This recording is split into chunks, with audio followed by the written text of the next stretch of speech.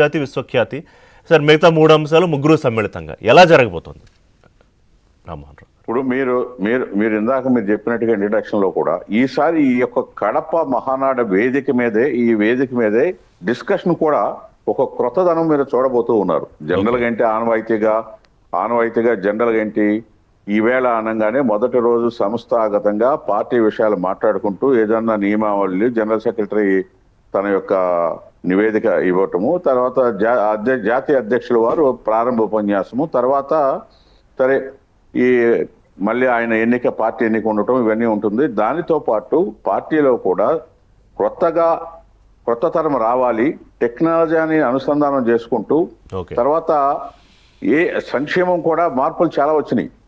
ఇప్పుడు కిలో బియ్యం ₹2 ఇప్పుడంటే ఇప్పుడు అది నడవదు. అది కాబట్టి ఈవేళ ఏది కావాలి ప్రజల అవసరాల కన్నా ఇందాక మీరు చెప్పినట్టుగా స్త్రీ సంక్షేమం కానీ, బ్రాహ్మణ కమ్యూనిటీ, కాపు కమ్యూనిటీ, ఈ కమ్యూనిటీలన్నింటినీ కూడా బీసీ సంక్షేమం, ఎస్టీ సంక్షేమం వీళ్ళు ఏ విధంగా ఉండబోతూ ఉంది, అదేవిధంగా సూపర్ 6 ఏ విధంగా ఉండబోతుంది, కొత్త వాళ్ళు కార్యకర్తలకు ఎక్కువ మంది మాట్లాడే అవకాశం ఇవ్వటం, వాళ్ళ ఆలోచనలు.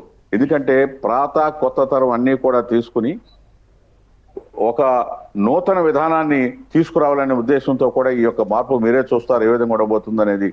ఎందుకంటే ఈవేళ ఇదివరకు మీరు చెప్పాను కూడా మహానాడు ఎందుకు చెప్తున్నా అంటే ఇవన్నీ కూడా మార్పును కూడా ఏ విధంగా ఆకలింపు చేసుకుని ప్రజలు కానీ, కార్యకర్తలు కానీ, నాయకులు కానీ ముందుకు వెళ్ళి ప్రజల అవసరాలు తెలుసుకుని కార్యకర్తలని సమాయత్తం చేసి ముందుకు వెళుతున్నాము.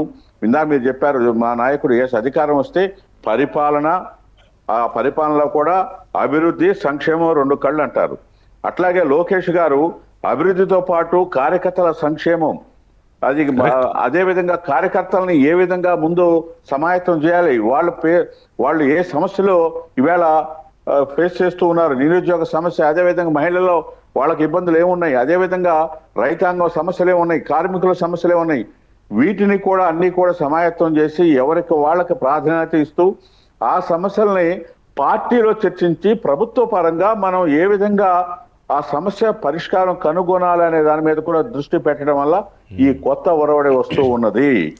దానినే ఇప్పుడు వాసు ఇందాక చెప్పినట్టుగా ఆయన వీళ్ళని సమాయత్తం చేసుకునే కొన్ని ఆలోచనలు మాయ తీసుకుని ఇప్పుడు యువతకు ఏది కావాలి, టెక్నాలజీని అనుసంధానం చేసుకుంటూ రేపు భవిష్యత్తు ఏ విధంగా ఉండబోతుంది, అదేవిధంగా దుర్మార్గపు పాలన, రాష్ట్ర ఖజానా ఖాళీ చేసి జగన్మోహన్ రెడ్డి వ్యవస్థలన్నీ కుప్పకూల్చేసి రాష్ట్రాన్ని అప్పజెప్పినప్పుడు ఈవేళ ఎటువంటి పరిస్థితుల్లో పరిపాలన గాడిలో పెట్టాలి అంటే సమర్థవంతమైన చంద్రబాబు నాయుడు గారు, లోకేష్ గారి ఆలోచనలు, అదే విధంగా అంబాసిడర్ అంటే అభివృద్ధి అంటే అంబాసిడర్ చంద్రబాబు నాయుడు గారు. కాబట్టి ఈవేళ ఇన్వెస్టర్స్ రాష్ట్రానికి వచ్చినా ఏదైతే లోకేష్ గారి ఆలోచన నిరుద్యోగ సమస్య తీరాలి అంటే ఇన్వెస్ట్మెంట్స్ రావాలి అంటే మన రాష్ట్రంలో అటువంటి అనువైన వాతావరణం కలిగించాలి, భవిష్యత్తు ఉన్నది అని లోకేష్ గారు హామీ ఇస్తే ఇన్వెస్టర్ కూడా ఆ యొక్క ధైర్యం ఉంటుంది. కాబట్టి వాళ్ళని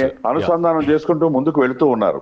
కాబట్టి అటువంటి పరిపాలన, అదేవిధంగా పార్టీ యంత్రాంగాన్ని కూడా మళ్ళీ కొత్త నాయకులు రావాల్సిన అవసరం ఉంది. యువత పార్టీలో